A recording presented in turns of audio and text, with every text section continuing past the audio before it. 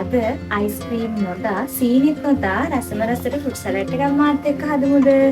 මේක හරිම හෙල්දි. ඒ කියන්නේ මේක තියෙන්නේ සම්පූර්ණ පළතුරු රස විතරයි. ඉතින් සීනි කන්නේ නැති අයිස්ක්‍රීම් වලට ආස නැති ඔයාටත් පුළුවන් මේ විදිහට ෆෘට් සලාඩ් හදලා try කරන්න. අපි කවුරුත් ආස කරන කෑමක්නේ ෆෘට් සලාඩ් කියලා කියන්නේ. ඉතින් මටත් හිතුණා අද අපිට කන්න ෆෘට් සලාඩ් එකක් හදන්න ඕනේ කියලා. ගෙදර තිබුණු පළතුරු 4 පාවිච්චි කළා තමයි මම මේ ෆෘට් සලාඩ් එක හැදුවේ.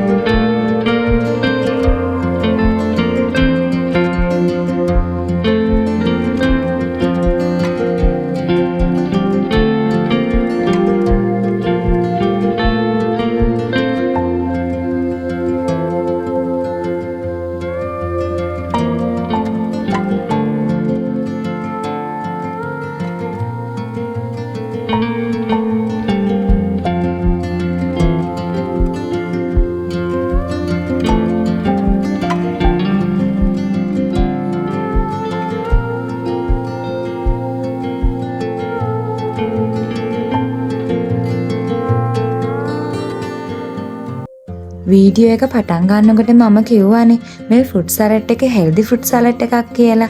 ඔන්න බලන්න මම මේ ෆෘට් සලාඩ් එක රස කරන්න දාන ඉන්ග්‍රීඩියන්ට්ස් දෙක මොනවාද කියලා. ලුණු සහ දෙහි තමයි මම මේ ෆෘට් සලාඩ් එක රස කරන්න දාන එකම ඉන්ග්‍රීඩියන්ට්ස් දෙක.